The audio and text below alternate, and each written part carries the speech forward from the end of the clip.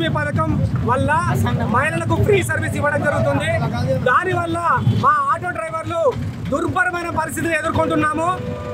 ప్రతిరోజు ఒక 20 bus stand ముందట ఒక 24 గంటలు ఖాళీగానే ఉంటున్నాము. అసలు మా బండ్లలో ఎవరు మహిళలే ఎక్కట్లేదు, అసలు పబ్లిక్ ఎవరు రావట్లేదు.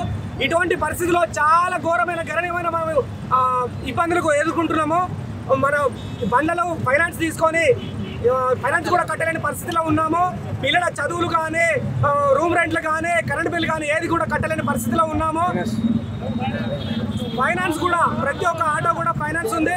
ఆ ఫైనాన్స్ కట్టలేని పరిస్థితిలో ఉన్నాము. దయచేసి ప్రభుత్వము మమ్మల్ని ఆదుకోవాలని మేము కోరుకుంటున్నాము.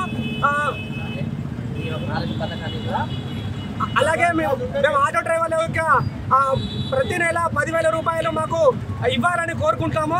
దయచేసి మా ఆటో డ్రైవర్ల వినతిని ప్రభుత్వం ఆదుకోవాలని కోరుకుంటున్నాము.